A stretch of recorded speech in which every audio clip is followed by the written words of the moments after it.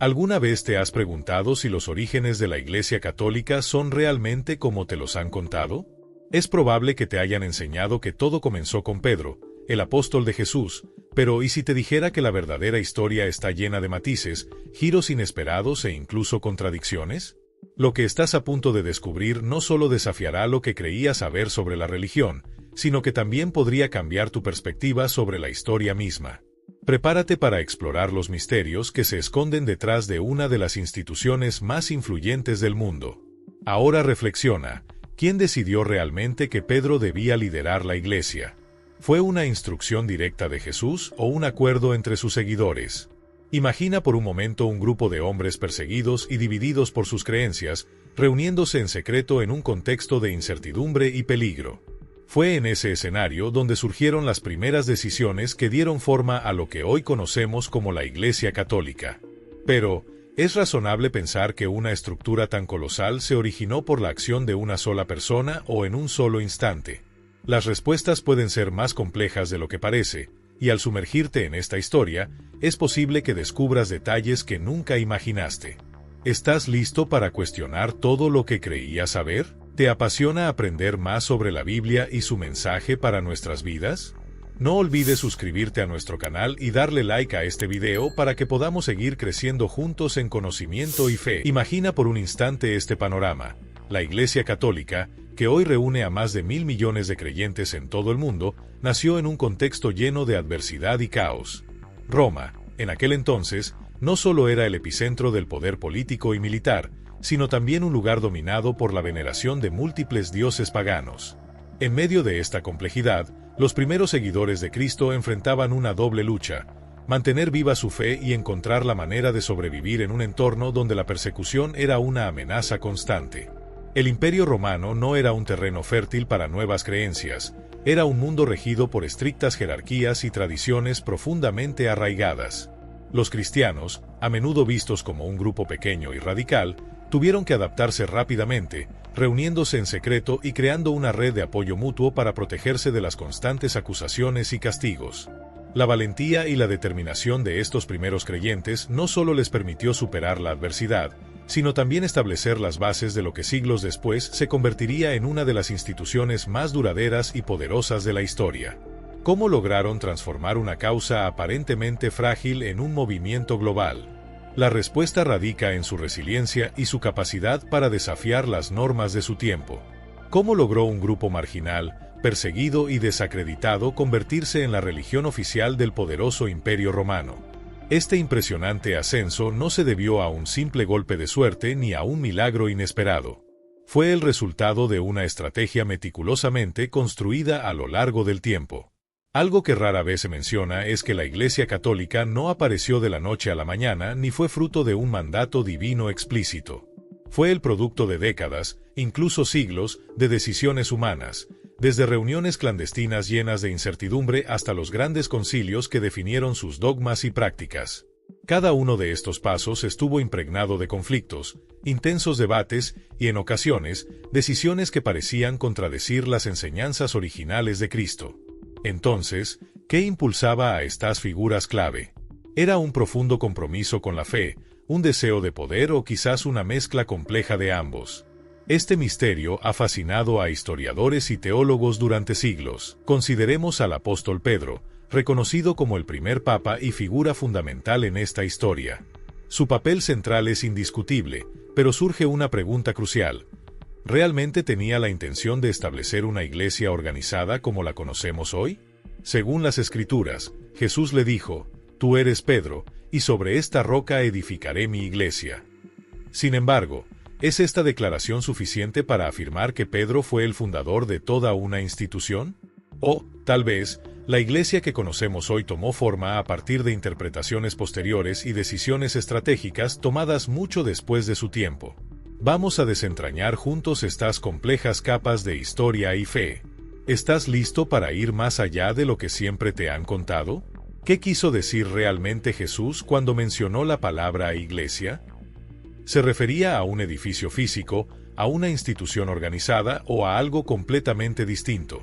Las palabras de Jesús han sido interpretadas de tantas maneras a lo largo de los siglos que han provocado divisiones profundas y permanentes entre los creyentes. Pero aquí viene algo que quizás no sabías: la Biblia nunca menciona explícitamente una iglesia católica. De hecho, el término católico, que significa universal, no se utilizó hasta mucho después de la muerte de los apóstoles. Fue Ignacio de Antioquía, alrededor del año 107 después de Cristo, quien usó esta palabra por primera vez para describir a la comunidad cristiana. Entonces, si los primeros apóstoles no emplearon este término, surge una pregunta intrigante: ¿quién tomó la decisión de llamar católica a la Iglesia, y cuál fue la razón detrás de esta elección? Para comprenderlo, es necesario retroceder en el tiempo y sumergirse en los comienzos del cristianismo. Imaginemos un movimiento revolucionario, liderado no por figuras de poder o académicos, sino por pescadores, recaudadores de impuestos y personas marginadas por la sociedad. Estos hombres y mujeres desafiaron las normas religiosas y culturales de su época, llevando un mensaje que, aunque poderoso, iba en contra de las creencias establecidas. La fuerza de este movimiento no radicaba en títulos o riquezas, sino en la capacidad de conectar con los corazones de las personas comunes, en la promesa de esperanza y redención. Pero, ¿cómo evolucionó este grupo humilde y diverso para convertirse en una organización global? Para responder, debemos examinar los eventos que moldearon su identidad, desde las primeras comunidades perseguidas hasta los momentos clave en los que el cristianismo comenzó a institucionalizarse. Lo que descubriremos podría cambiar por completo tu perspectiva sobre los orígenes de la fe cristiana. La persecución de los cristianos en el Imperio Romano fue despiadada y aterradora. Eran vistos como herejes, enemigos del Estado, y muchos encontraron su final en las arenas, enfrentándose a fieras o siendo ejecutados públicamente para entretener a las multitudes.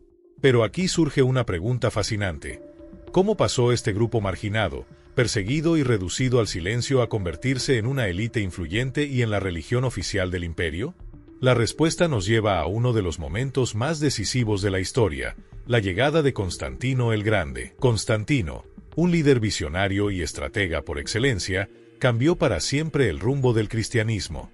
Su conversión en el siglo IV al cristianismo marcó un punto de inflexión, pero no caigamos en la tentación de pensar que fue un acto puramente espiritual. Constantino comprendió como pocos el poder de la religión como herramienta política para consolidar el control y unificar un imperio que en ese momento estaba fragmentado por conflictos internos y disputas territoriales. Bajo su mando, el cristianismo dejó de ser una creencia perseguida para convertirse en una fuerza que moldearía la política, la cultura y la estructura del Imperio Romano. Constantino otorgó privilegios a la Iglesia, promovió el Concilio de Nicea para resolver disputas doctrinales y estableció un precedente para la relación entre la Iglesia y el Estado.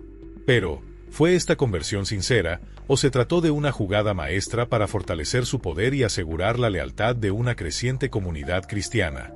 Lo que está claro es que, con Constantino, el cristianismo dejó de ser solo una fe, se convirtió en una herramienta política de alcance monumental. ¿Qué impacto tuvo esto en las enseñanzas originales de Cristo? Es hora de explorar cómo la estrategia y la espiritualidad se entrelazaron para cambiar el curso de la historia. El Imperio Romano enfrentaba un periodo de fracturas internas y desafíos constantes cuando, en el año 313 después de Cristo, Constantino emitió el Edicto de Milán.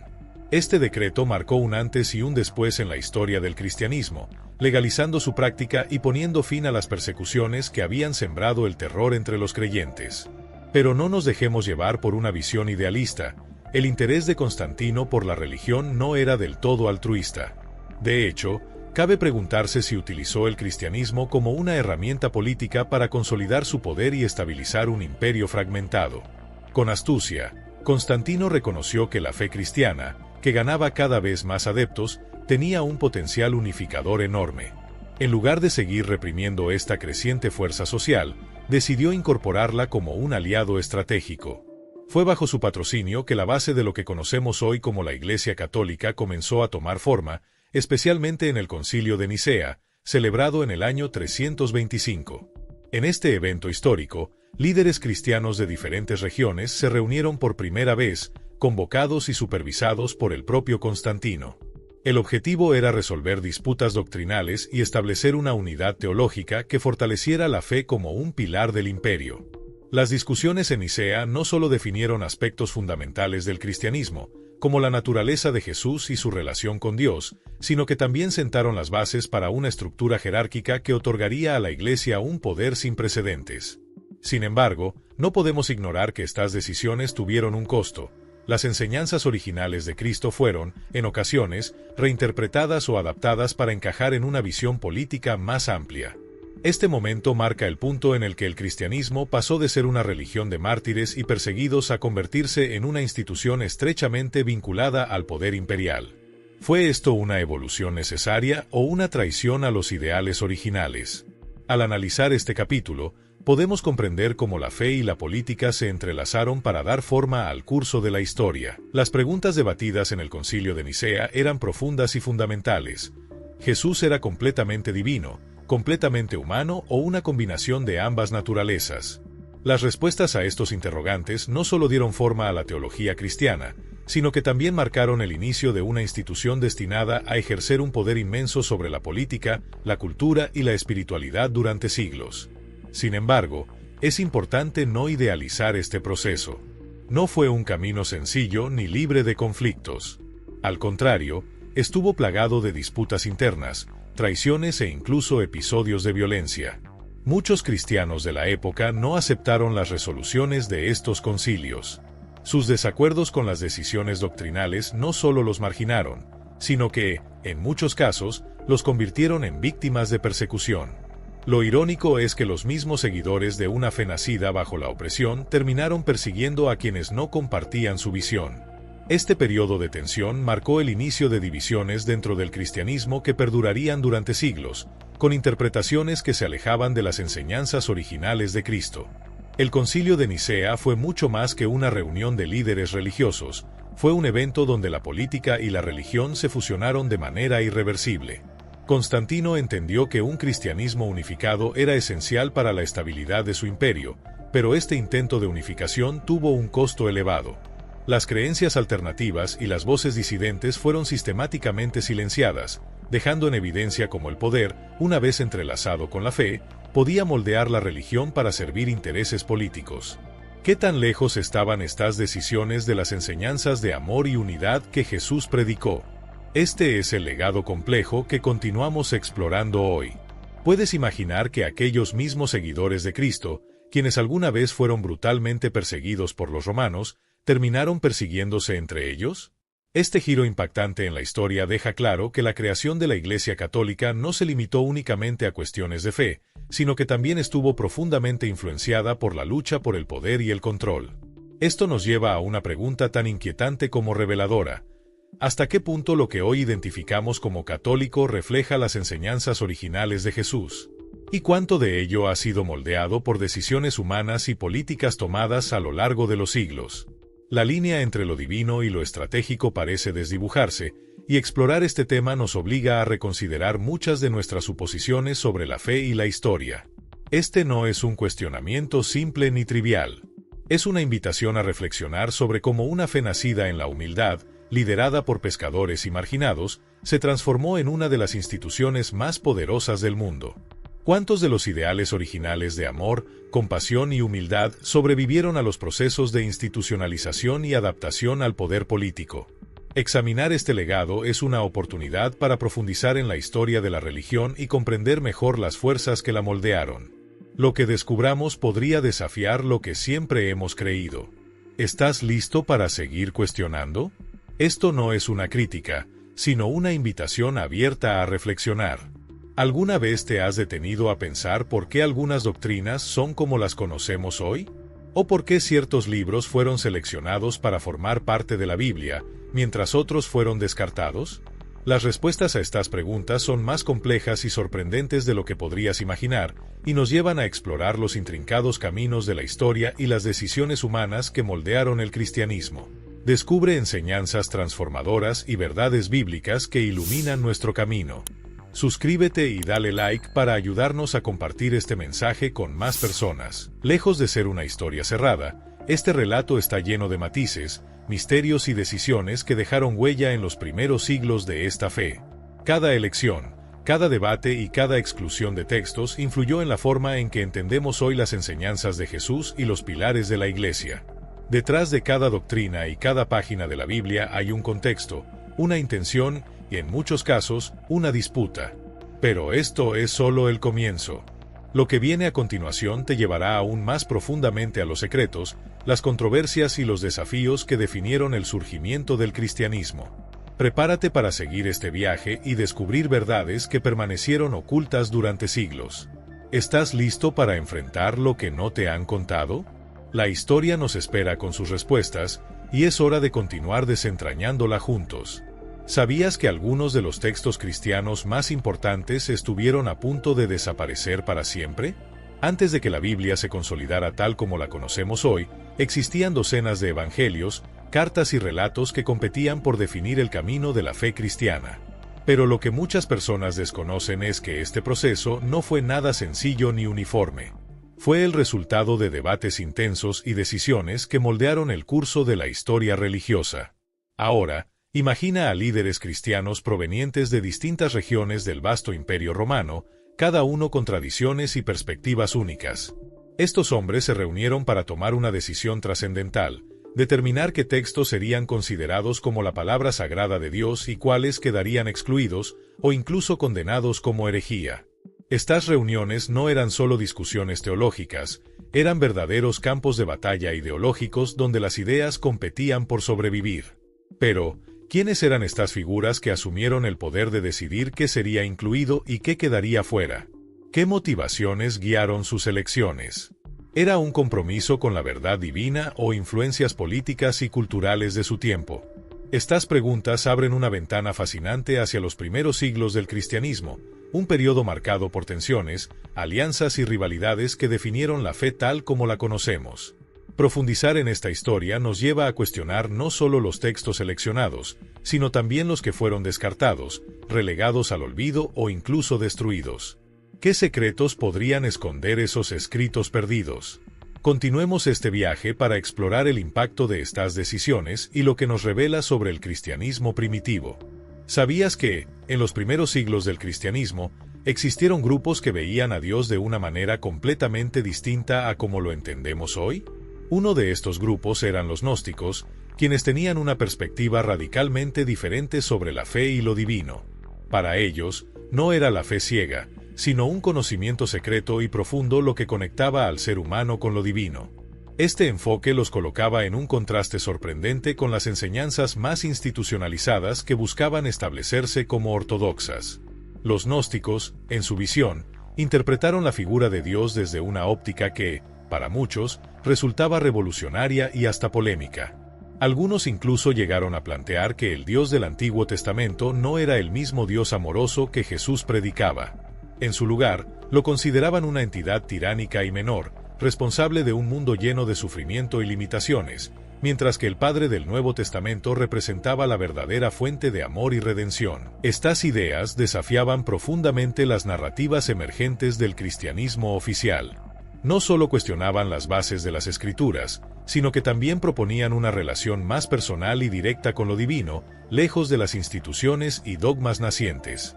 Pero esta visión también los convirtió en blanco de persecuciones, ya que su mensaje era visto como una amenaza para la unidad y el control de la fe cristiana. ¿Qué habría sucedido si estas ideas hubieran prevalecido? Explorar la influencia y el legado de los gnósticos nos invita a reconsiderar cómo las diferentes corrientes de pensamiento dieron forma al cristianismo que conocemos hoy. Imaginen por un momento cómo sería el mundo si esas ideas radicales hubieran prevalecido.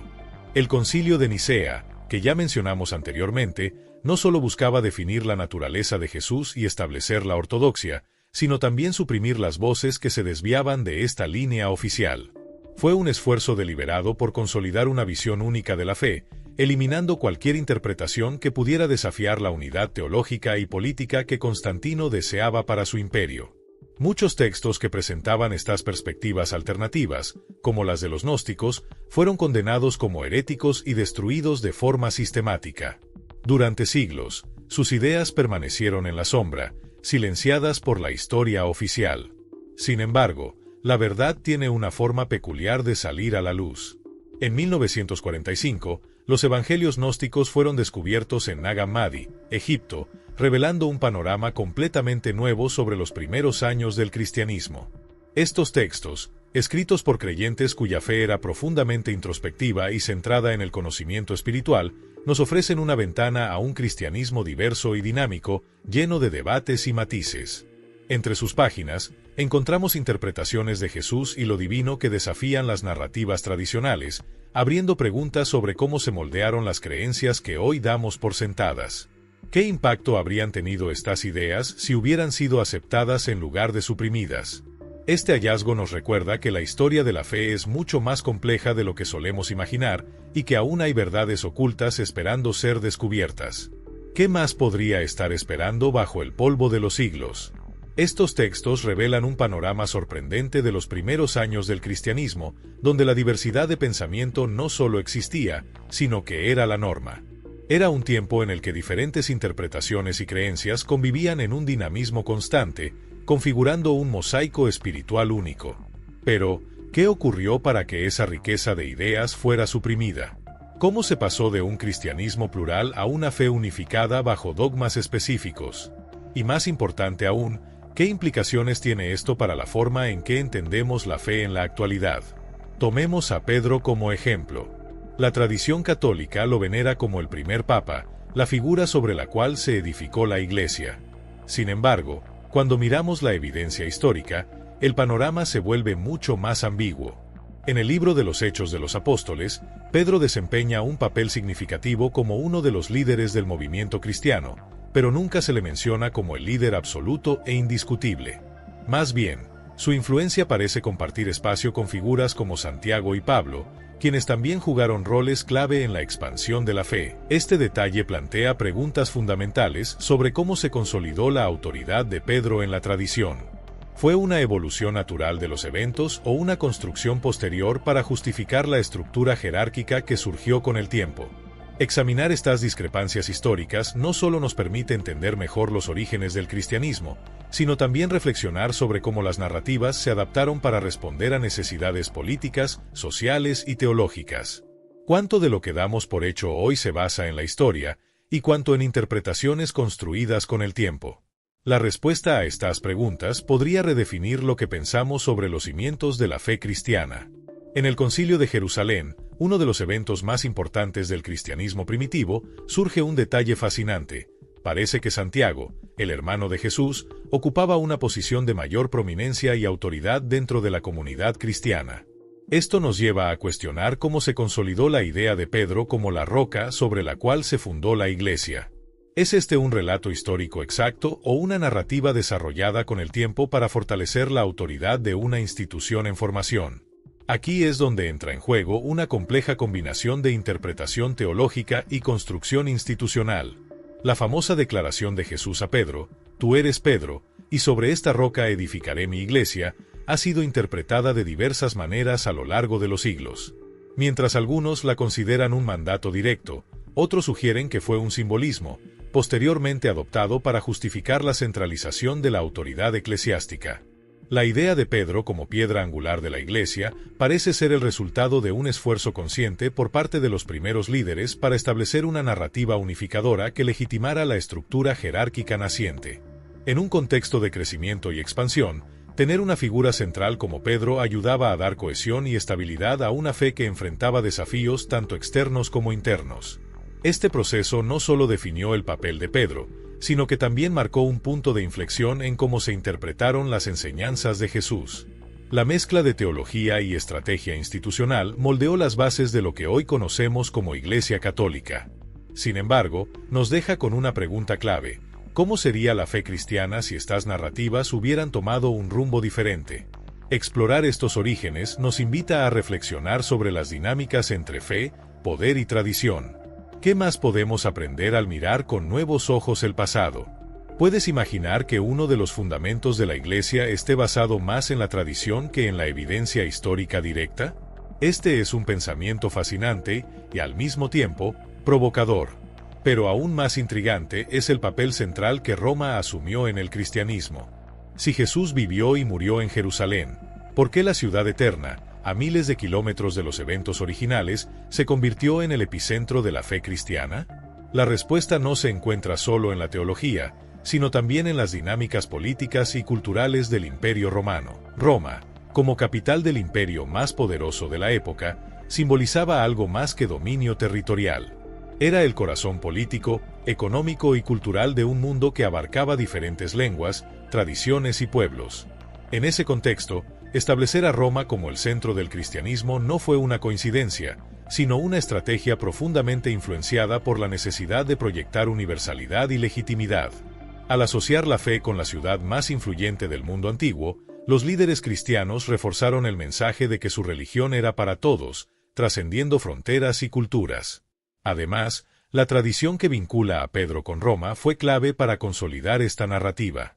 Según la historia, Pedro murió martirizado en esta ciudad, lo que la convirtió en un lugar sagrado y en el hogar natural de la autoridad papal. Pero, ¿cuánto de esto fue motivado por la espiritualidad y cuánto por la necesidad de consolidar el cristianismo como una fuerza global dentro del imperio?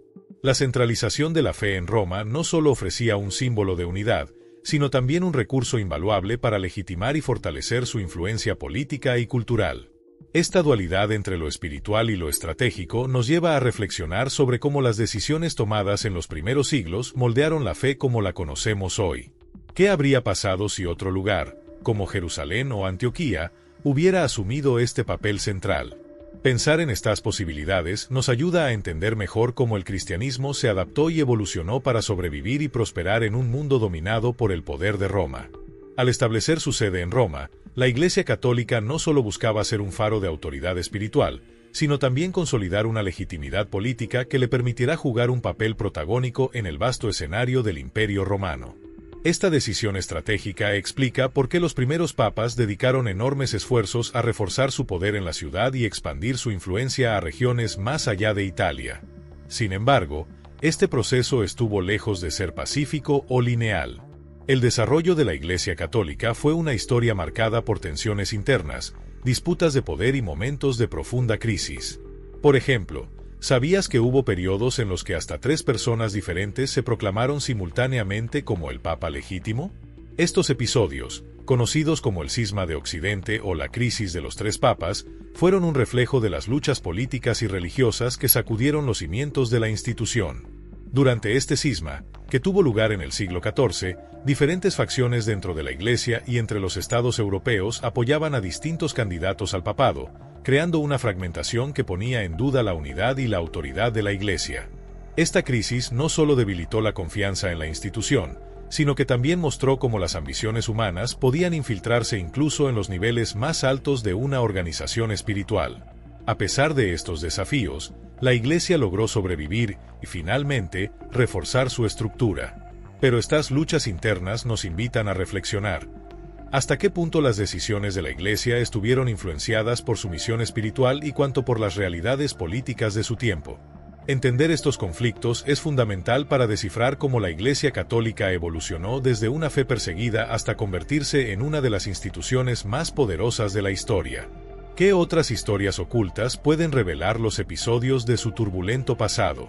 Continuemos desentrañando este fascinante viaje. Explora con nosotros las maravillas de la palabra de Dios. Suscríbete a nuestro canal y activa la campanita para no perderte ningún contenido que edificará tu vida. Estos episodios, como el Cisma de Occidente, son un recordatorio de que, aunque la Iglesia se inspire en ideales divinos, siempre ha estado dirigida y moldeada por seres humanos, con todas sus ambiciones, limitaciones y contradicciones. Esto plantea una cuestión profunda. ¿Cómo conciliaron estas luchas de poder, marcadas por conflictos y divisiones, con el mensaje de humildad, amor y servicio que Jesús predicó? Esta paradoja sigue siendo un tema de intenso debate, incluso en la actualidad. Otro ejemplo que ilustra esta complejidad es la conversión de Constantino al cristianismo, un evento que cambió radicalmente el curso de la historia de la fe. Aunque oficialmente adoptó el cristianismo, Constantino continuó practicando rituales paganos durante toda su vida, un hecho que ha generado preguntas incómodas sobre la sinceridad de su conversión. De hecho, su bautismo no ocurrió hasta el lecho de muerte, lo que lleva a muchos historiadores y teólogos a cuestionar si su acercamiento a la fe fue motivado por convicciones espirituales o por una calculada estrategia política. La vida y las acciones de Constantino reflejan las tensiones entre el poder terrenal y las aspiraciones espirituales que han acompañado a la Iglesia desde sus inicios. Su legado es un recordatorio de cómo las decisiones de líderes influyentes no solo dieron forma al cristianismo, sino que también introdujeron elementos de pragmatismo político en una fe basada en principios trascendentes. ¿Cómo podemos reconciliar estas contradicciones? ¿Es posible separar lo divino de lo humano en una institución que ha sido parte del entramado político y cultural durante siglos? Estas preguntas nos invitan a reflexionar sobre el impacto de estas decisiones históricas en la Iglesia que conocemos hoy y sobre cómo los ideales originales de Jesús se han visto moldeados por el contexto humano a lo largo del tiempo. La historia del cristianismo, llena de luces y sombras, sigue siendo una fuente inagotable de exploración y aprendizaje. ¿Qué otros secretos podría revelarnos si seguimos indagando? ¿Fue la conversión de Constantino un acto de fe genuina o una estrategia política cuidadosamente diseñada para consolidar su imperio? La respuesta a esta pregunta sigue siendo un tema de debate entre historiadores y teólogos. Constantino, conocido por su habilidad estratégica, no era alguien que tomara decisiones a la ligera. Adoptar el cristianismo ofrecía una poderosa herramienta para unificar un imperio fragmentado, pero también podría haber sido el reflejo de una búsqueda personal de significado espiritual. ¿Qué crees tú? ¿Fue su decisión impulsada por convicciones religiosas profundas o por conveniencia política? Lo que es innegable es que, gracias a él, el cristianismo pasó de ser una fe marginada y perseguida a convertirse en la religión favorecida del imperio. Este cambio transformó no solo el destino de la religión, sino también el curso de la historia misma. Pero esto nos lleva a una pregunta fundamental: ¿quién creó realmente la Iglesia Católica? Aunque Pedro y los apóstoles colocaron los cimientos, fueron los concilios, los emperadores y los líderes de generaciones posteriores quienes moldearon lo que conocemos hoy. Fue un proceso largo, lleno de decisiones complejas, compromisos políticos y conflictos internos. A pesar de estos desafíos, no podemos ignorar la magnitud de lo que se logró. Con todos sus defectos, contradicciones y controversias, la Iglesia Católica ha desempeñado un papel central en la historia, la cultura y la espiritualidad de miles de millones de personas. Es el producto de siglos de evolución, de lucha constante y de una fe que resistió las pruebas del tiempo. Pero, más que eso, nos recuerda que incluso las instituciones más grandes y duraderas están profundamente arraigadas en los sueños, las dudas y las decisiones de seres humanos como tú y yo. Así que te dejo con esta reflexión. La Iglesia Católica, tal como la conocemos hoy, no es solo el resultado de un momento o de una figura singular, sino de generaciones enteras que contribuyeron con sus propias perspectivas, esfuerzos y aspiraciones. Ahora que conoces todo esto, ¿cómo lo ves? ¿Crees que la Iglesia es principalmente divina, esencialmente humana o una combinación fascinante de ambas? La respuesta, quizás, refleja tanto nuestra fe como nuestra forma de entender el mundo.